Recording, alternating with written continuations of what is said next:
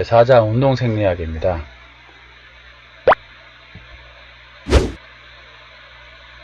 운동 정의는요, 이례적인 반복적인 운동으로 초래되는 생리기능적인 변화와 그 변화의 원인을 설명하기 위한 학문입니다.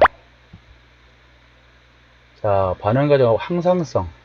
특정 반응을 통한 생명체 체내 유지 반응. 그다음에 반응은 외부 환경이나 특정 자극에 대한 인식 또는 영구적 변화. 그래서 적응이란 것은 반복적인 운동 자극, 트레이닝에 의한 어느 정도 지속적인 기능적 변화, 초래하는 것 등을 말합니다. 항상성과 체온은요, 이와 같이 체온이 상승하는 건 이제 항상성 혼란이 옵니다. 왜냐면 운동을 하게 되니까요. 이제 그렇게 되면 이제 피부나 시상의 부위에서 온도가 상승해도 감지됩니다. 그래서 이렇게 해요. 체온 조절 중추가 작용하겠죠. 뭐 땀샘, 피부 이런 거 땀샘이나 피부 혈관으로 이제 땀이 배출하게 돼서 어떻게 해요? 조종하겠죠. 그러니까 운동을 하면 더워지니까 땀으로나 이런 걸 배출해서 다시 체온을 낮추게 되죠. 정상으로 수준을 회복하는 거예요. 이게 항상성입니다. 항상성의 혈중에 대한 거죠.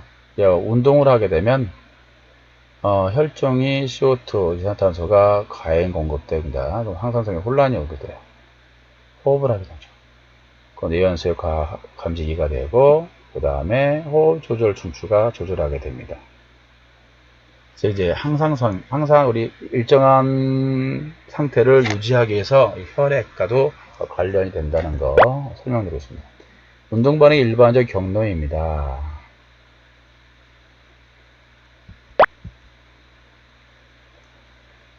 근의 종류는 평활근이 있고요. 심근, 골격근, 근육의 직경은 대략 이 정도 됩니다. 수축 요소는 근육 수축을 일으키는 부위로서 근섬유, 비수축 요소는요, 수축 이외의 것을 가리킵니다. 에너지원이다. 에너지. 우리가 활동하는데 사용하는 에너지, 탄수화물, 지질, 단백질로 되어 있습니다. 지질, 단백질, 에너지 탄수화물보다 많고요. 단백질은 공급비율은 탄수화물 부위나 지질보다 작습니다. 강도가 높은 운동에서는 거의 이용되지 않아요. ATP는 세 가지 경로가 있습니다. 근육 내에 비해서 ATP의 고에너지로 인산화 화물인 크레아닌산으로 존재하고요. 근육 속에 글리코게이 저선을 분해해서 가정에서 얻어지는 에너지를 이용해 쓰는 방법이 있고요. 유산소, 산소 호흡을 통해서 가장 느리게 산소가 충분히 공급돼 체내에 담가지지 없어지지 않으면 시간적으로 무한하게 에너지를 계속 공급할 수 있는 겁니다. 에너지 공급계는 크게 이렇게 나왔습니다. ATP계, 해당계, 유산소계로 나눠져 있습니다. 여기 좀 가장 빠르고요. 유산소계가 잘 느립니다. 에너지 공급 속도는요. 에너지 공급계 스포츠의 관계입니다. 그렇죠? 운동 시 아주 짧은 것들은 이런 거.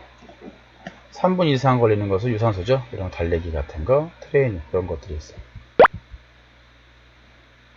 보통 근육의 종류는 골격근과 속근, 지근으로 나뉩니다. 자, 그럼 지근은요, 말 그대로 지속력이 있는 근육이고요.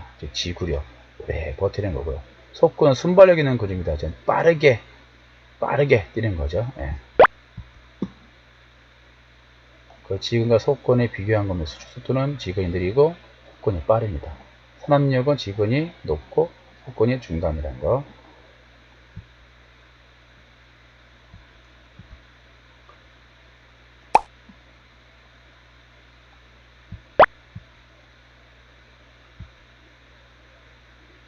신경계 구조도 이런 신경계들.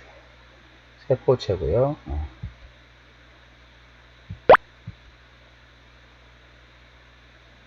뉴런은 신경의 취선을 말하고요. 세포체와 선돌기로 있습니다.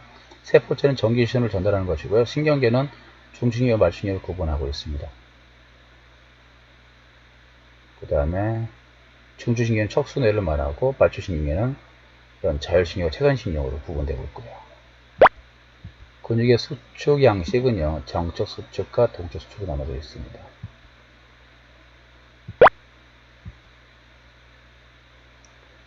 운동과 순환입니다. 심장의 기능 혈관을 통해 체내 순환, 산소 공급, 노폐물 배출을 제거합니다. 트레이닝에 의한 심장 기능과 모세혈관은 변화하게 되고요.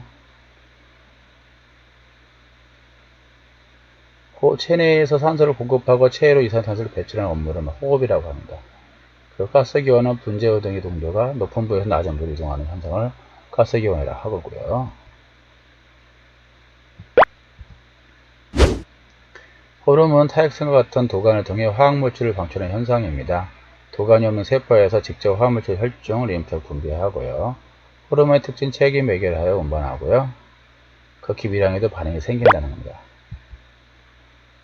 다음 부신수질 호르몬, 부신 피질 호르몬, 췌장 호르몬, 성장 호르몬 4가지 나눠져 있어요.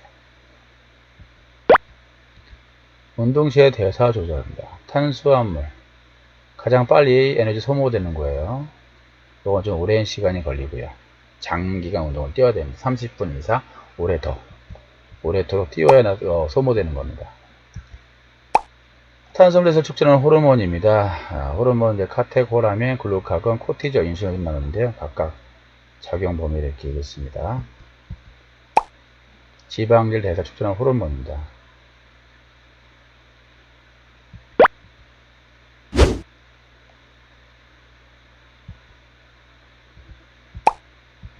자, 사회복지사 기출문제입니다.